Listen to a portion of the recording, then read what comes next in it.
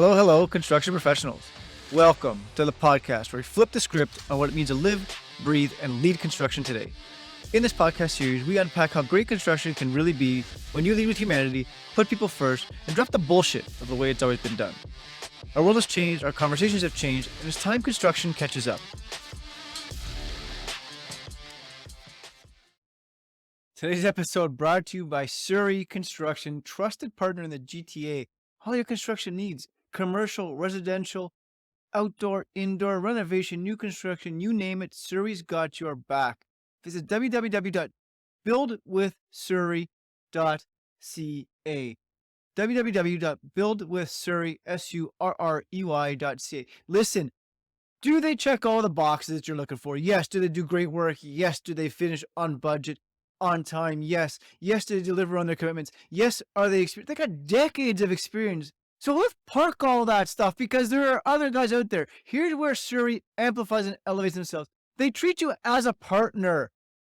They leave an experience with you that you will remember for the rest of your life.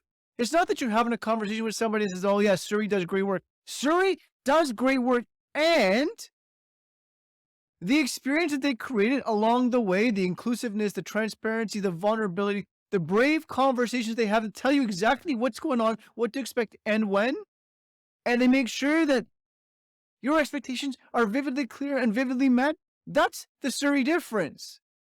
Visit www.buildwithsurrey.ca. Hello, folks. Thanks for being here again. Jonathan Sinelli, People First, Then Construction. Fantastic episode happening today.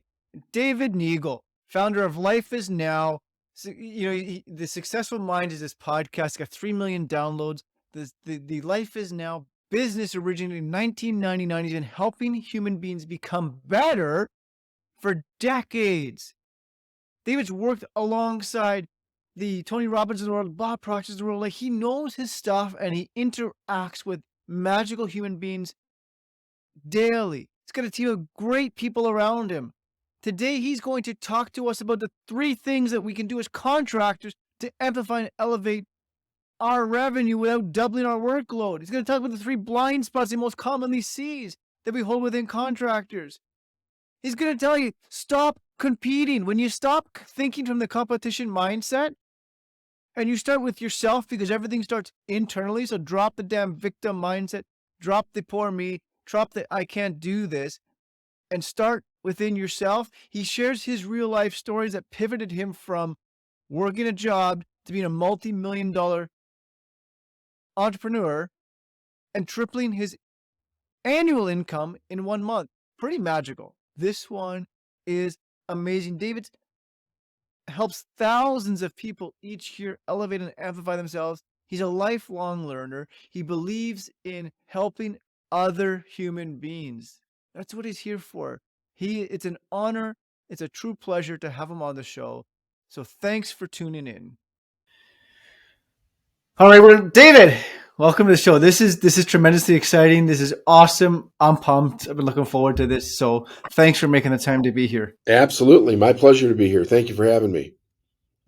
You are a wealth of knowledge, and there's so much happening. And inside your orbit is decades of knowledge, expertise, and wisdom. And today we're talking about construction business growth. We're talking about doubling growth. We're talking about revenue. We're talking dollars and cents. We're talking about things that make the road go round. And outside of all of the other things we talk about, money is a driving factor that keeps businesses going. After all, I mean, that's why we're in business. We're in business to turn a profit.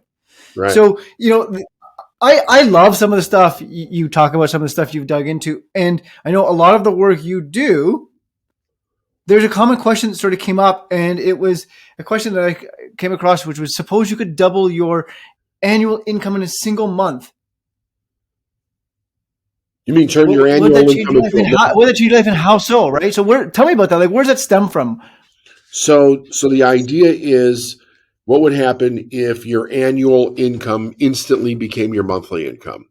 And where it came from was back in the 90s. I was attending a seminar by Bob Proctor, and he asked the audience that question. And I instantly thought to myself, what my life would actually change if that would happen. Now, one of the interesting things about that, I've been asking my audiences that for 25 years now, is that you do two things when you ask that question. Number one, everybody already knows what their annual income is, right? So it's not Sure. something difficult for them to access in their mind. And you can get a good visualization of what would happen if it all of a sudden became your monthly income. If a person's making $60,000 a year, $80,000 a year, and that turns into a monthly income, your life changes significantly. But it causes a person to ask a different question. Okay. Instead of stair-stepping your way to success, or doing it like in just this methodical order, what if you made a quantum leap? What if you figured out how to do a quantum leap in your business, where you literally made that jump and you did it in a short period of time? And one of the reasons that this question resonated with me so much was that it was that very experience, well, something close to it. I tripled my income in a month, and I was driving a forklift. I worked on a dock, and when I tripled my income in a month, I thought to myself, that can't possibly happen. How did that?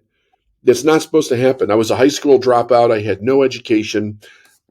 I could drive a forklift. I could drive a tractor trailer, but I had no other reason that my income should triple in that short a period of time. So it became a point of curiosity for me, like a really deep curiosity, a hunger, if you will. And I began to study everything that I could get my hands on to find out what I had done. And then, of course, like I said, I was led to my mentor who basically asked that question. And I was like, okay, I need to find out what it is that actually caused this. Okay, so then what happens next? You dig into this. You start to learn a whole bunch of stuff. You consume content. So what now? What happens next for me? You mean? Yeah, and then because then this then starts a catalyst to the next phase of your life. Is that correct? Yeah. Well, I mean, I studied for 7 years. I mean, it was a process of studying for 7 years. So I was working for a petroleum distributor in Chicago.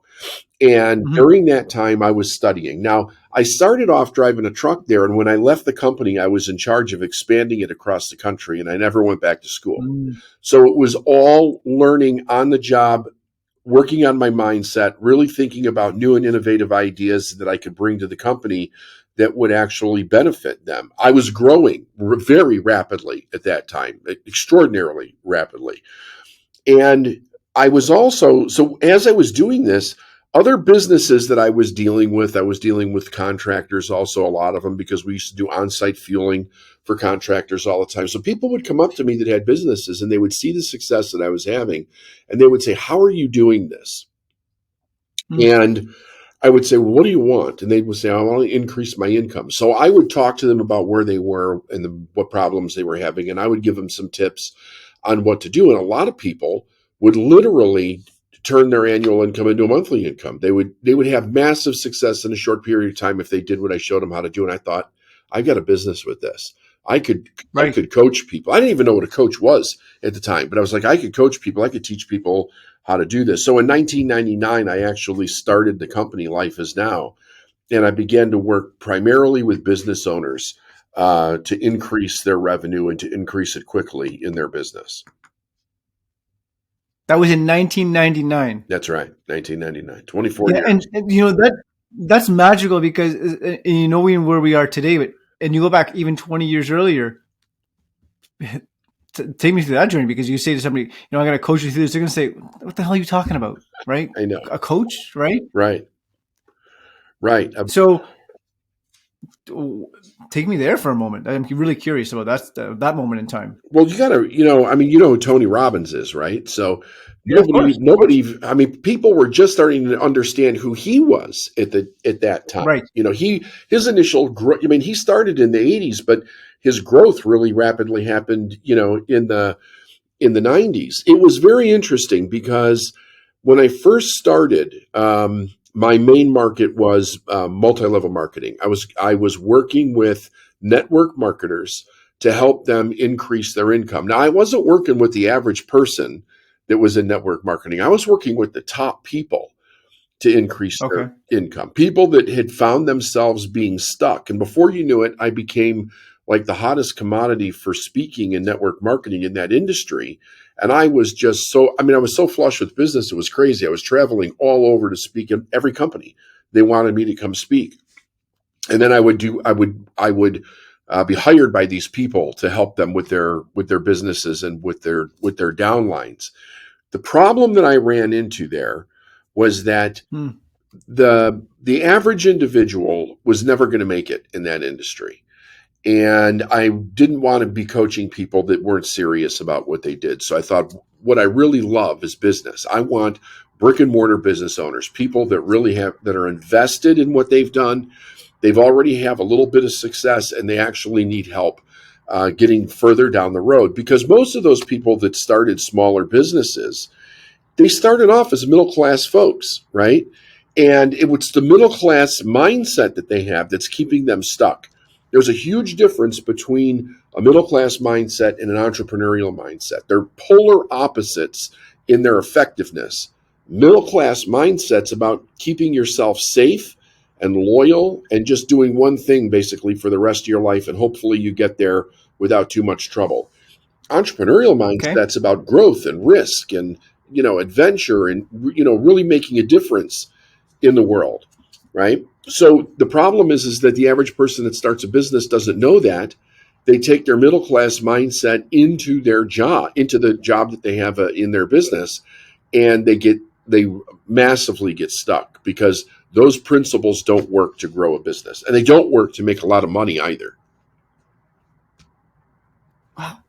So hang on a second. This is still really magical. 1999 is here. Life is now started, and things are happening, and you're connecting with the individuals that come into your orbit. So there's two things surfacing, but I think the first thing I want to unpack is, do these people even know they need help? Like, how do you even connect with them to say, like, yeah, that okay? No. So then, right? No. So the way that I started was, like I said, I started with network marketing. So I had a little bit of experience with that myself. I did that on the side while I was working at this petroleum company. So I knew people in this network marketing, and I started helping them without even charging them before I started the business, and they were having success. So what ended up happening was, the people that knew who I was, I would say to them, listen, put a group of people together and I'll come speak to them and see if I can help them and help you grow that business. And I would go speak to a room and they would all hire me, or I would do a seminar for all the people that were in the room. I mean, it was kind of an interesting scenario, because you've got somebody who's the leader in network marketing and they've got a downline of people. Yeah. And if you sell that top guy or gal, they can sell all their people into a seminar. So I would make one sale, they would put 1,200 people in the room for me, and then I would go do that seminar for them. And then, of course, coaching came out of that. But after they listened to me speak, they knew that they needed help, because I would talk about where they were and the struggles that they were having and what they needed to change to get there, and that I could show them how to make those changes. So you knew them so well, you were really relating to them and saying, like, I get where you're at today. I see you here. I understand you. And then from there, you pivoted in. Right. Exactly. Oh, so super interesting. Okay. So now fast forward 20 years later, who do you tend to work with most now? Small to medium businesses. But all different kinds of businesses, from online businesses, brick and mortar. We do a ton of business with attorneys, doctors, all professionals of all kind. We've worked with actors and actresses. We've worked with major corporations, but our bread and butter is really small to medium businesses. The owners, who are we talking about? How does this conversation start? How do you get them how do they come into your orbit? Well, we do a lot of what I'm doing. Like, I speak all over the world, right? So I will go to different conventions and things, and I'll be hired to speak in front of groups of people that are there for a reason. So let's say lawyers are all at some lawyer convention. I'll go to speak there, and then all of a sudden I'm flush with lawyers for several years working just because I spoke there. So I do a lot of podcast interviews. I do 2 to 3 a week, and I've been doing them for years. I have my own podcast, which is ranked really high on business podcasts. So they find that people, word of mouth. So, and I have a reputation. I've got a very solid reputation. Our company has we've always had a great reputation, but we're kind of known as like the secret sauce for a lot of different companies. If you're stuck or if you want to make a lot of money fast, they know to contact us. Yeah, and I love that. I mean, we talk about that. We're so routinely. Your reputation is all you've got. Put everything else aside, folks. Like, park that. It's your reputation. It's how you make people feel. It's the reputation. That's Right. what you bring with you. All the other stuff is empty and meaningless. Right. Right. And so, we talk about. I love it. We get into mindsets because it all sort of starts here. So, let's. I'm super curious. Let's pivot right into it. Like, what are tell us the 3 mindset shifts for the construction world that they need to hear to help double their business, triple their business, whatever number that is. Okay. So the first thing, first and foremost, is that you have to believe that you're worth the success that you want. If you don't believe that you're worth the success that you want, nothing else matters, right? Like you said about a person's reputation. If you don't have a good reputation, nothing else matters because nobody's going to work with you. If you don't think that you're worth, especially if you have a great vision for yourself, that's actually second, to have a vision. So understanding that you're worth the success that you want. Second is vision. You have to have a clear vision of where you're going, because without a clear vision, you're basically just trying to earn a living. And the worst thing that you can do is to create, start a business and basically all you do is you create another job for yourself, right? You want that company to work for you. You don't want to be working for the company. And the only way to accomplish that is if you have a clear vision to be able to do that. And then the third thing is to build a dynamic team that's going to be able to help you get there. Now, so this is cool. Go ahead. Sorry, go ahead. What I was going to say is underneath all of that is consistent personal growth. You have to be willing to consistently grow in order to be able to maximize the benefit of all 3 of those things, right? The self-worth, the vision, and the team. Yeah, so this is really, really cool and interesting. And I want to sort of dig into this and peel back some of the layers, because let's really start there. When we talk about construction business, everybody starts somewhere and everybody starts from the beginning. Everybody starts more times than not working for somebody saying, enough of this garbage. I'm going to go do this for myself. Yeah. Right. So,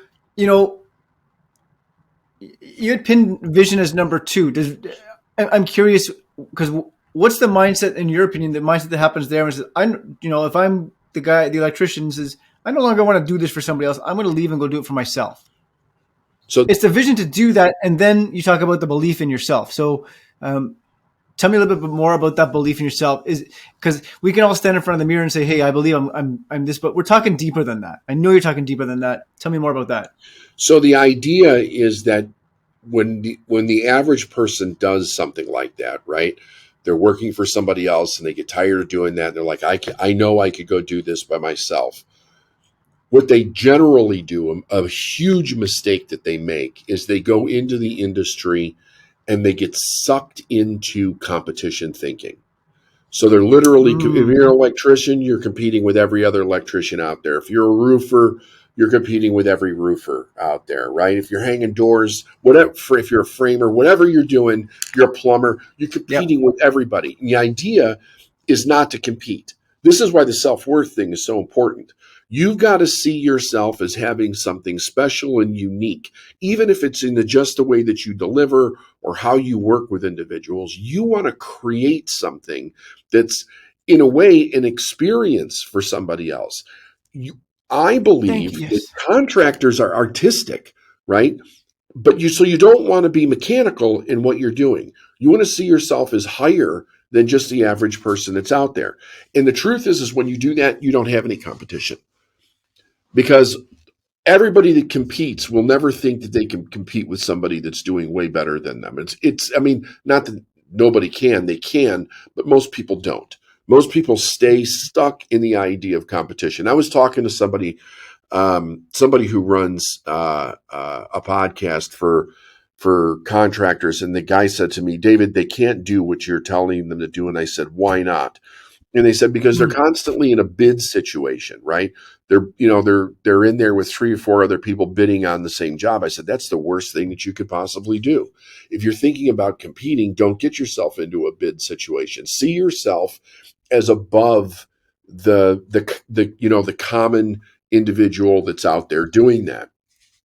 And he said to me, well, how do you do that? I mean, how do you do that when there's all these other people bidding? And I said, well, let's look at something very interesting. Why is it that people or industry or companies take bids? Because they're looking for the best price for the job that they want done. I said, so there's 2 kinds of people in the world that have two different values for purchasing in the world. One is that I know I need something, and my whole mindset is about getting it as cheap as I can. We know that the world is filled with those people. But there's other individuals out there who need a very similar product or service, and they're more concerned with the quality of that product or service than they are with what it costs. Now, it takes a little bit more effort to find them, but they are there. See, now that becomes Yep. a marketing problem. That's where team comes in, right? Because the thing is that if you can set yourself aside better than other people, you could go to a totally different mindset client out there, and you could basically write your own ticket. You could set your own price within reason, and you're not stuck in bidding wars, and having to do things barely profitable or under profit in order to get by. Yeah. I love this, right?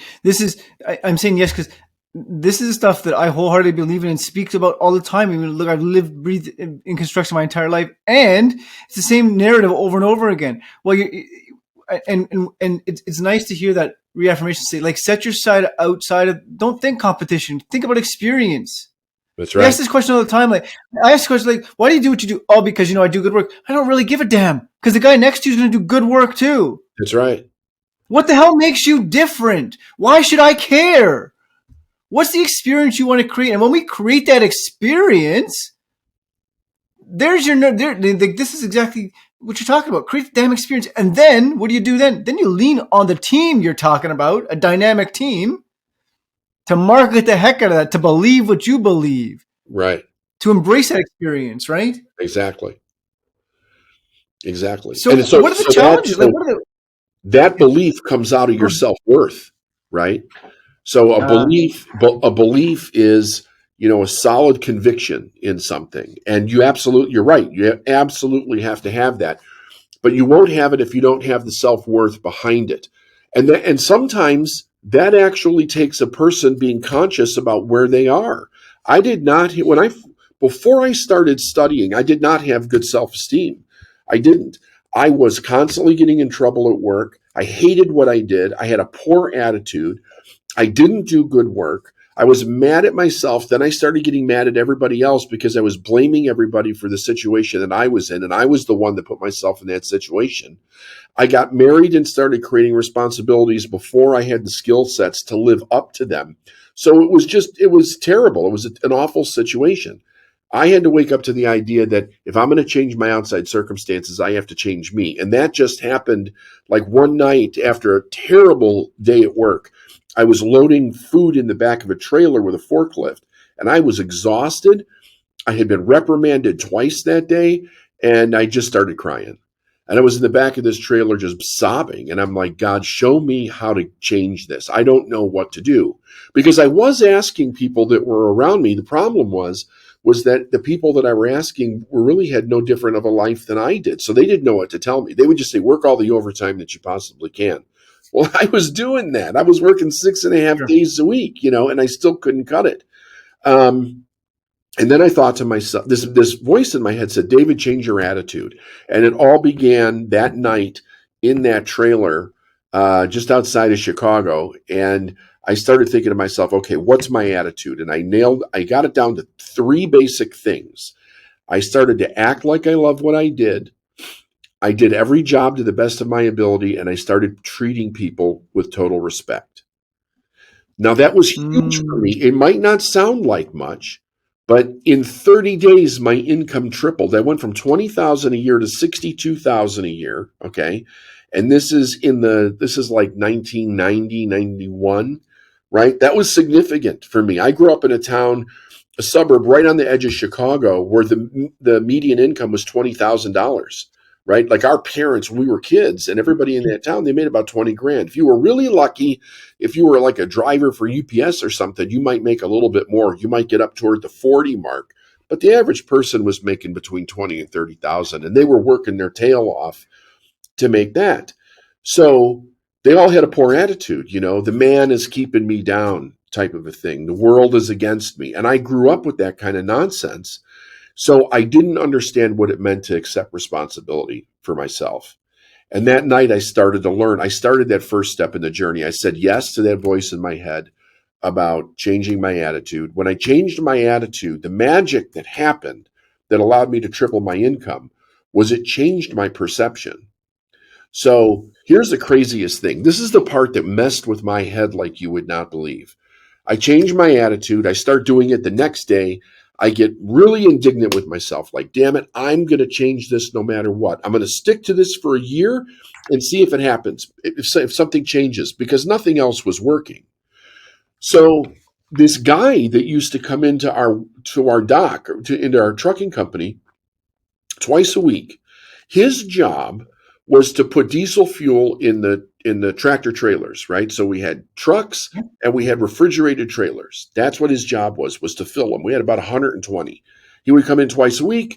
He would say, I would give him a list. Here's the ones that have food that are going out. The drivers are taken out. You fill these. He would come back in. I would check them off, sign them, and he'd be on his way. Well, I mean, I worked with the guy twice a week for 2 years. I got to know this guy. His name was Drew Batty from Whiting, Indiana.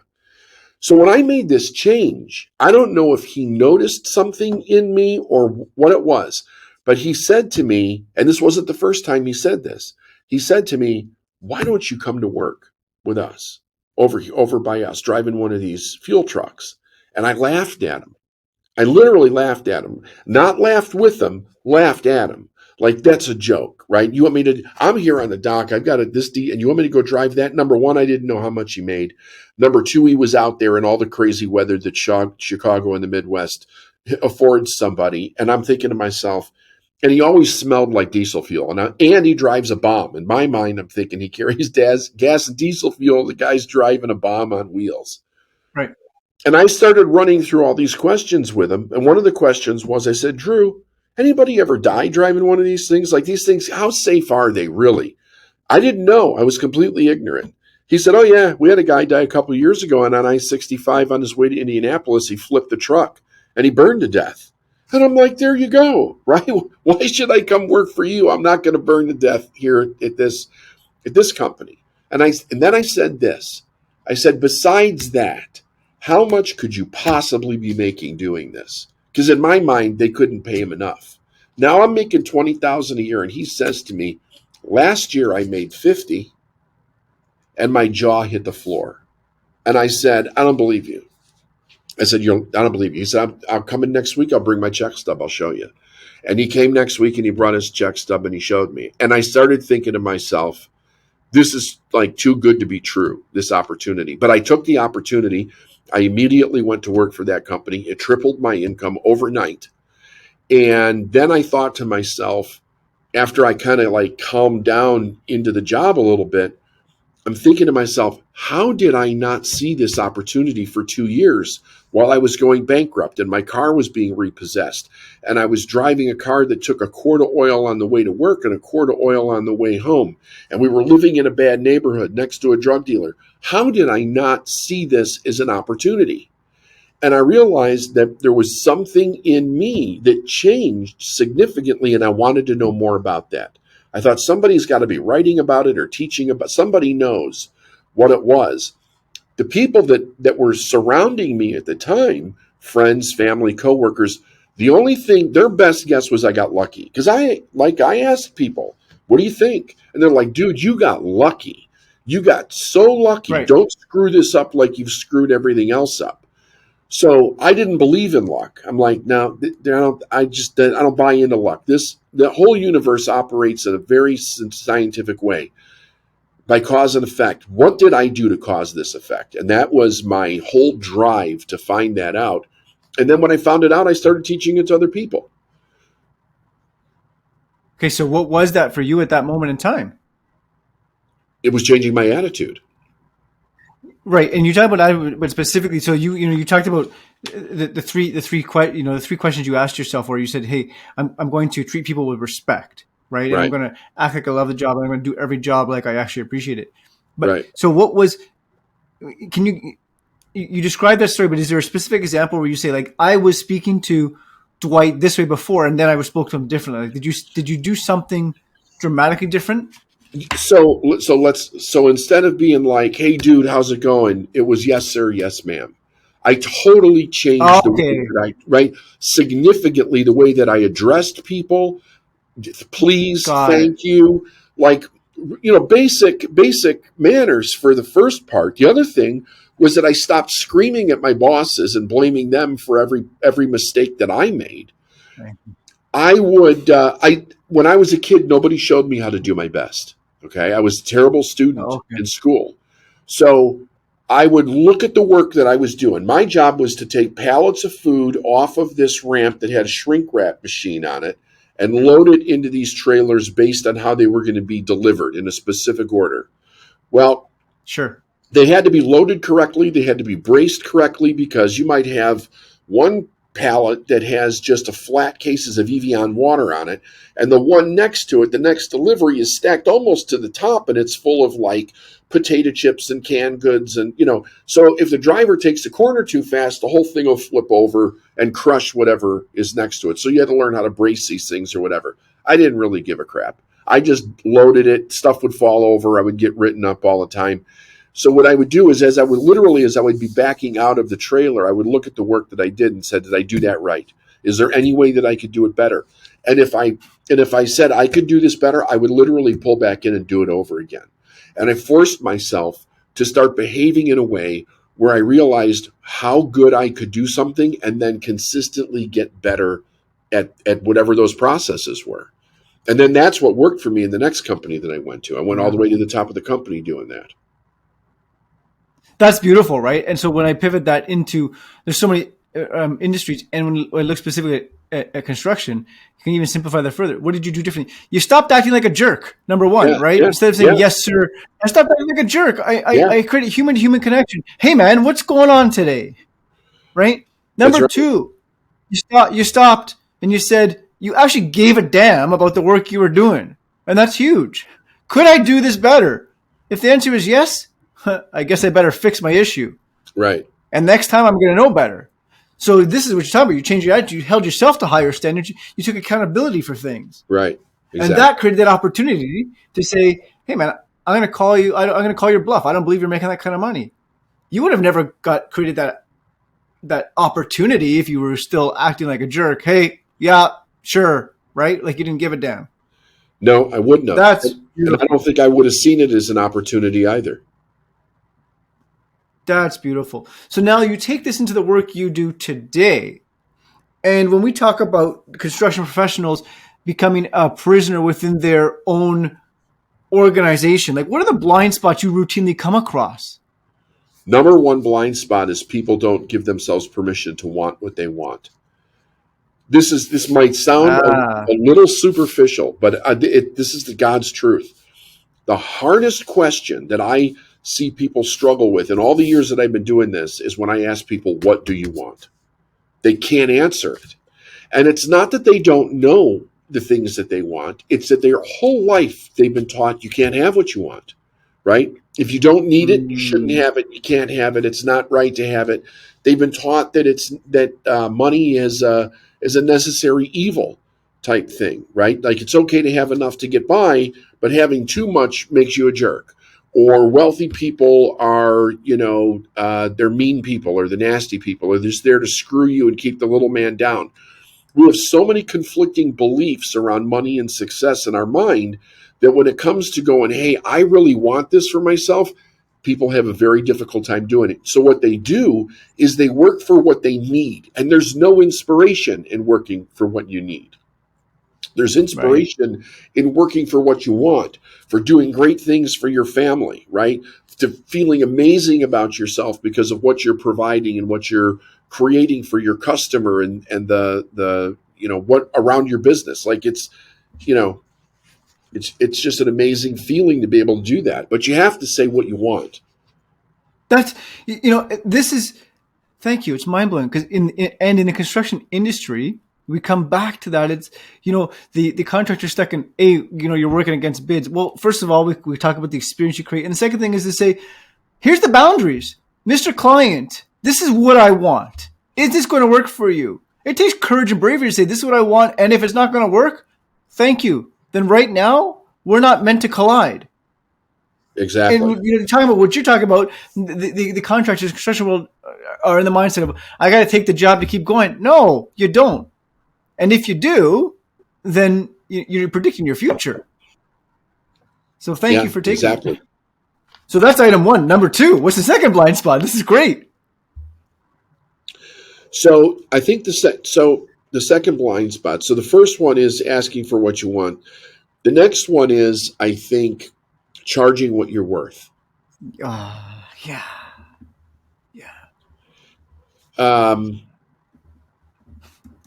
So here's something that people should really. It doesn't matter what industry you're in. We grow up in a world where from birth until about 20 years old, everything that we do, somebody has to give us permission to do it. Okay?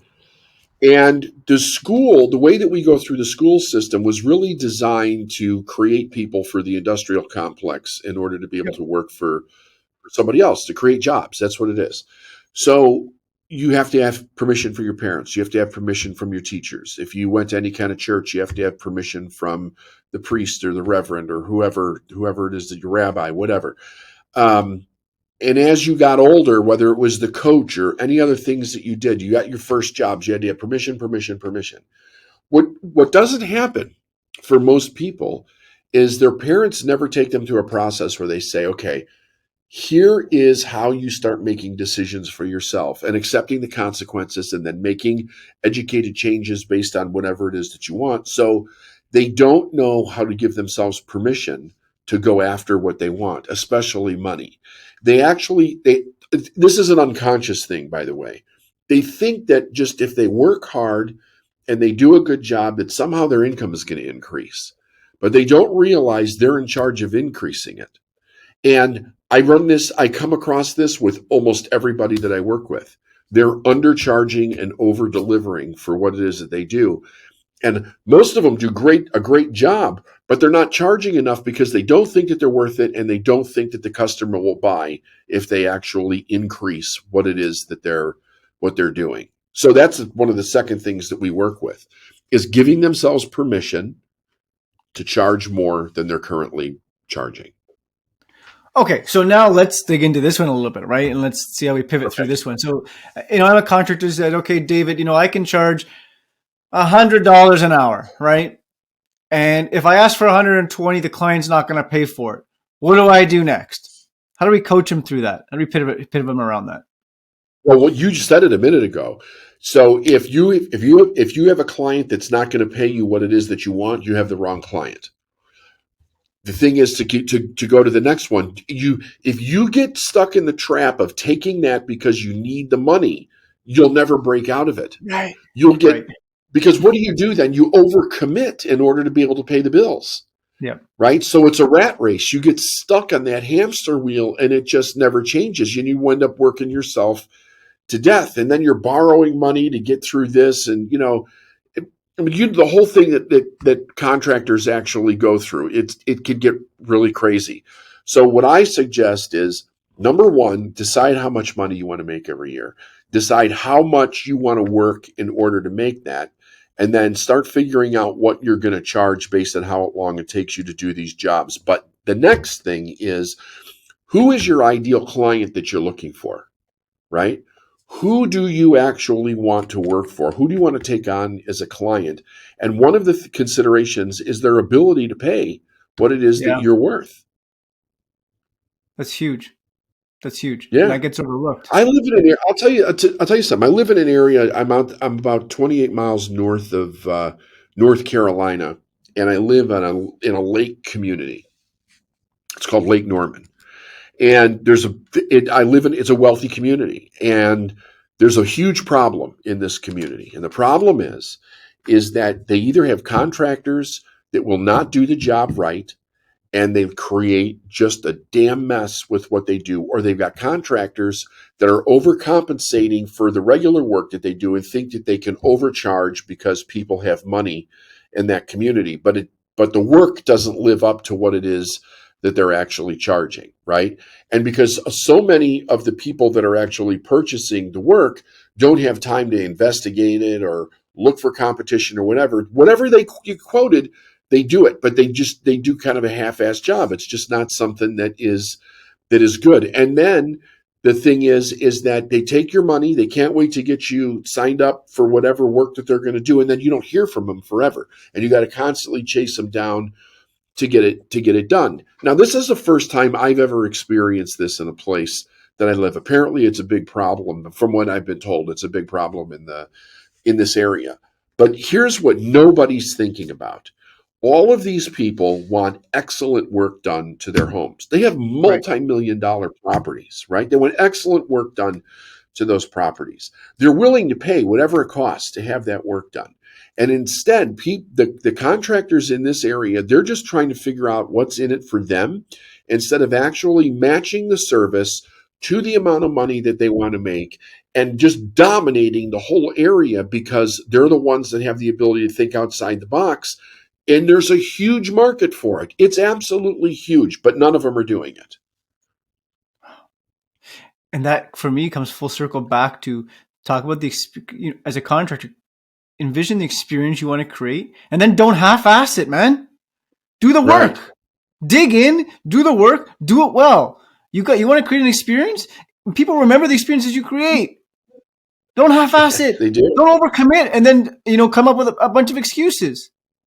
Because then you're no better than the next guy. You're living to the same, rhetoric narrative that's been going on for decades.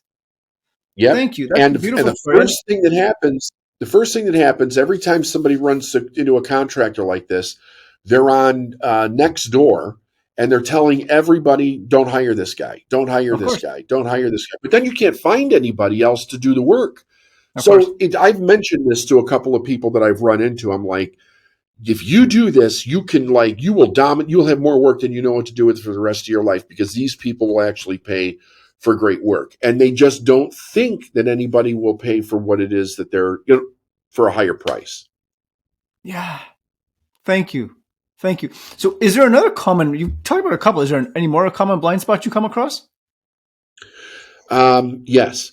It is paying for the team that you deserve. Oh. Right. So the idea is you have to if you want to create an amazing business, you have to hire A players. And B players will never be A players. That means that you have to be willing to pay top dollar for A players, and they will outwork and outperform B players, C players every day of the week. What we see in business all the time is somebody say, I can't afford to hire the best. And it's like, no, you're thinking backwards. You can't afford not to hire the best. They are going to more than pay for themselves in the quality of work that they do and the amount of work that they do so that you can continue to be profitable in what you do. But see, the problem is that you have to get the contractor beyond the idea that if they don't have the money in their hand right here at the moment that they can't do it, right? Money is a symptom. It's an effect. It responds to the need of the whole. You've got to make decisions based on the direction that you want the company to go, and the money will show up. You don't make decisions based on how much money you have or don't have. That's middle class thinking because they don't have the ability to increase their income. So we have people they'll say, okay, that's a great idea, David, but I don't actually have the money to hire this person. Hire the person and you'll get the business to do it because you're not going to let that person go without being paid. Right? Yeah. Yes, there is a area of risk in this, but by being your own employer, right? By owning your own company, you're telling the world you're willing to take on that risk. You're supposed to want to work harder than everybody else. You're supposed to have more ambition to do these things than the average person. Don't start a business and then act like you have a job or you're going to go out of business. That's awesome. Hire So, great players. I'm going to repeat it. Don't start a business. Say that again. Don't start a business. Don't start a business and act like you have a job or you're going to go out of business. You have a job. That's great. There it is, folks. Right? Like this, you got to start to dig in. Pay people. To me, that's a hygiene factor. Like, I'm glad you talk about that because I reverberate that and say, that's not even. If you're not willing to pay somebody to do the work, then you're not thinking straight, man. Right? It's about creating. Right. How do you? The other question is, it's you want to attract the A players, right? Because outside of money, it's what else, right? Like you got to bring them into that vision and bring them part of that team, and then expand and disrupt, right? Disrupt the market. I love that. I love that. Thank you. Thank you for that. You're welcome. And then this is so interesting because we could talk about this for hours, and you have a podcast where I believe you do, right? On the this is the podcast called The Successful Mind, and this is the kind of conversations you get into. What else can people expect when they tune in? Well, so we do a couple of things, right? So the podcast has been around since 2017, and it has a combination of a few things. One of the things is me doing mindset teaching, right? Because that's really my forte most, is sales and mindset teaching. So we do a lot of teaching on how to adjust your mindset so that you can be super successful. And then my CEO, Steph Tuss, works with me on many podcasts where we'll have discussions about common problems that businesses have and how they're looking at it and what are easy solutions to be able to fix those problems. And of course, it doesn't cost anything. So the great thing is if they go there and listen, they're bound to find things that are going to help solve routine problems that they have on a regular basis. And we give all the information that we give is what's working now. Right? It's not theory. We're actually using what we're doing within our coaching clients. People are using the techniques, they're using the ideas, they're using the mindset now in today's world, even with the problems that we're having, right? We talk about how not to let the economy that's going on, the government that's going on, all the issues that are going on in the world overwhelm you so that you become paralyzed. How do you get around it, right? How do you actually become more successful when everybody else is failing? There's all kinds of opportunity when there's problems in the world, but you have to be looking for that opportunity. Instead of being sucked into the conversation about how bad everything is, realize that during down times, business people have usually the best opportunities in front of them if they'll just start looking for it. Yeah. I love all this, right? Because it comes back to sort of the underlying theme, and it all starts within. Like you start with yourself. It starts inside you, and get out of the victim mindset, flip the script, and do it differently. Like that's what we're talking about here. We're talking about doing it differently. I love it. Like entrepreneurship, it's not for everybody, and when you're ready for it, you better be ready for it, and lean into to the resources. When you talk about the podcast, you're talking about real life issues. You're not talking about fluffy ideologies that don't stick. You're talking about real world problems. And here, folks, here's some nuggets of gold. If they stick, implement them. And if you want more, there's access to more as well. That's beautiful. Thank you for sharing that information with the world. It's so magical. So magical. You're welcome. You're welcome. My pleasure. A couple of fun questions for you. Sure. From your experiences, I mean, you've been dealing with human beings for decades, even before some of the technology that exists today to connect people. From your experiences, what connects people the most? What connects people the most? Are you looking for tell me what kind of an answer you're looking for there. Human to human You're not connection. looking for a technological question, right? No, it has nothing to do. It's human to human connection. What connects human beings the most? Like, what is it? People looking to help other people.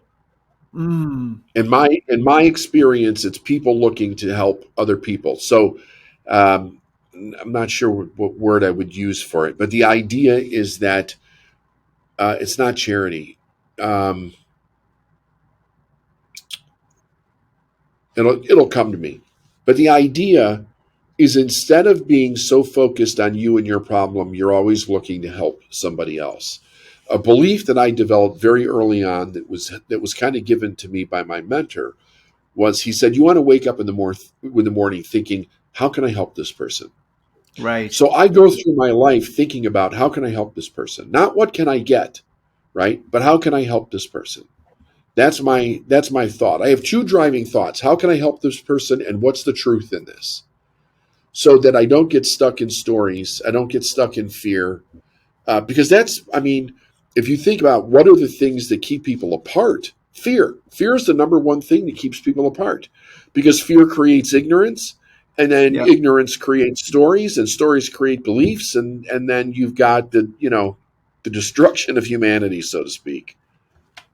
Yeah. And then it's unraveling from there. It's beautiful, right? Just When caring about one another, caring about caring your about, fellow human being. yeah.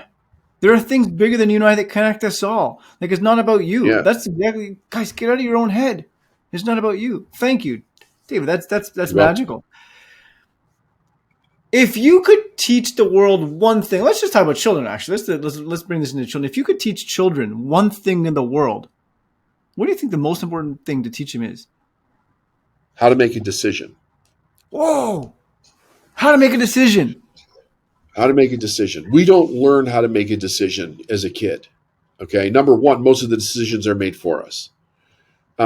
So the one thing that I learned, the very first thing that I learned when I worked with my mentor was he taught me how to make a decision. Everything is just a decision, but you have to understand how to make a decision, and you have to be willing to stick to a decision. Like, most people will make a decision, and then if it's uncomfortable tomorrow, they change it back. That's not a decision, right? Yeah.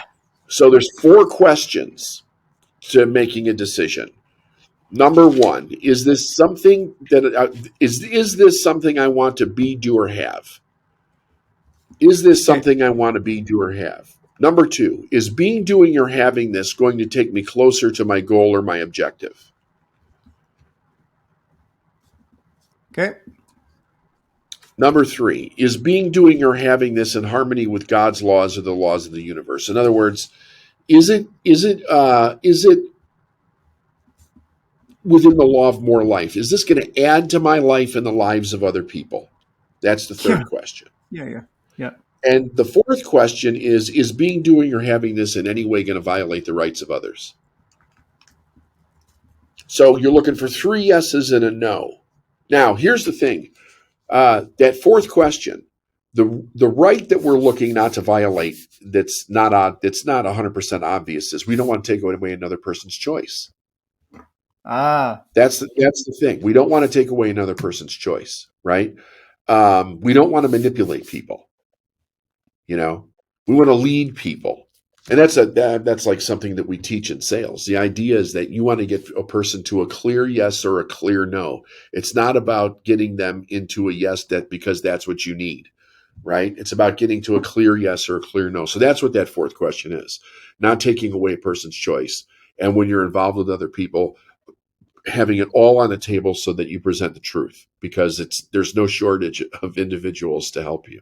But anyway, 3 yeses and a no, make the decision and get moving. That's the idea behind it. And if you teach it to kids early, and you do this at age appropriately now, they get to experience the consequence of their decision. So you empower a little kid to make a decision that's age appropriate. They get to experience a consequence. If it needs to be fixed, adjusted, or they need to learn because of it, then they do that and make the decision again. And if you do this with children their whole life, they will grow up being their own authority. They will grow up being in their own authenticity. They will grow up being a self-sufficient human being that doesn't have to work through their 20s and half of their 30s trying to figure out who the hell they are, and making all kinds of mistakes that they have to work on correcting, sometimes for the next part of their life. Yeah. That's magical. Thank you. You're welcome. We see that as we pivot through the rest of life, the inability that some human beings have to make a decision. So thanks for really zoning that in. If we start early, we are creating better human beings right from the get-go. You bet. David, this has been awesome. Ton of energy. Some of the ideology, philosophies. I love everything you speak, everything you stand for, who you are as a human being is just magical. Thank you. How do people get more of you? How do people connect with you? There's 2 things they could do.